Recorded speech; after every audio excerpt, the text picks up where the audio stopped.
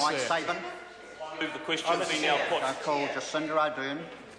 I appreciate the ability to make a call on this bill, particularly given I have a supplementary order paper which I'd like to share with the House, which relates specifically to the notion of exempt services. Mr. Speaker, I haven't heard too much discussion in the time that I've been in the House around the debate that I'm sure was had amongst Select Committee members on exempt services, but it is an area that has the potential to derail our ability to create integrated public transport in critical areas like Auckland.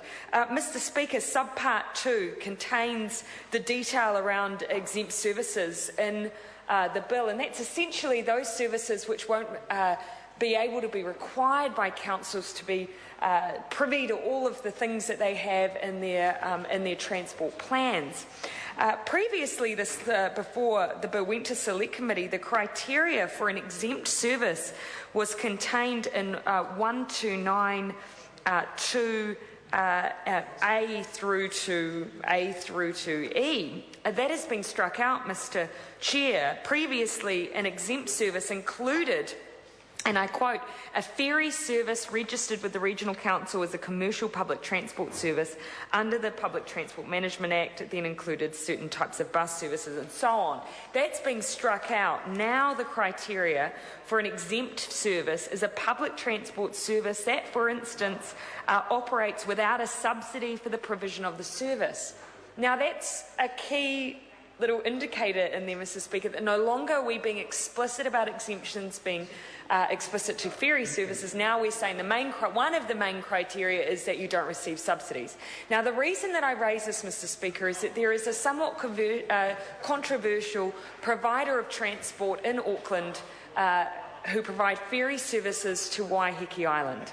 Waiheke Island is predominantly serviced by a sole provider. Some will argue that there are other options. Those who take that service, they will argue that they have very few options other than those provided by Fuller Ferry Services. Now, Mr. Speaker, Fuller Ferry Services, very early on in the discussion around this bill, directly approached Stephen Joyce and asked Mr. Joyce if they could be exempt from the provisions of this bill and be considered an exempt service. Clearly, they were given an indication by Mr. Joyce that that was going to be acceptable, because when Fullers then went to the Select Committee, they included in their submission that they'd already been given assurances that they would be an exempt service to the degree that they had purchased additional infrastructure that they implied they otherwise may have not invested in. Now, why is this interesting, Mr. Speaker?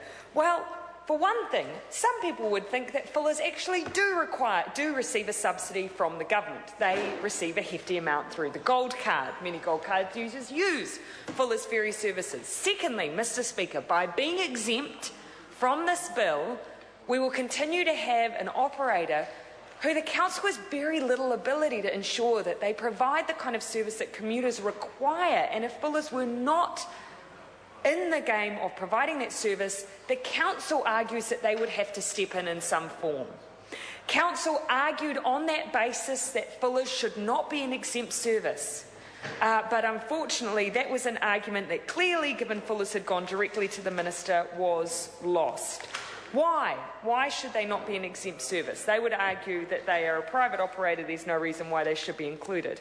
Well, when you look at what and content of the regional public transport plan includes, it includes the ability to provide an outline of the routes, the frequency, the hours of operation. It would give, for instance, Auckland Council the ability, if for any reason the service dropped below what they would consider necessary for a full integrated public transport network to be sufficient, they at least would have some grounds for engagement around that. Secondly, and those that are included and covered, which an exempt service would not be, allows them some ability to, and say over accessibility, quality and performance, an issue that is major concern from commuters from Waiheke Island who do not always believe that they get that level of service.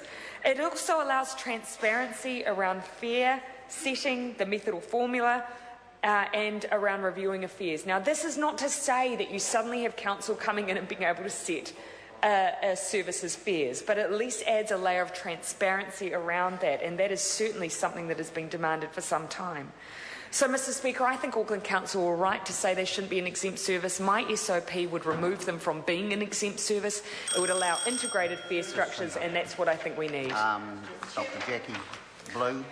I move that the question be now put. I'm going to hear from Dr. Megan Woods.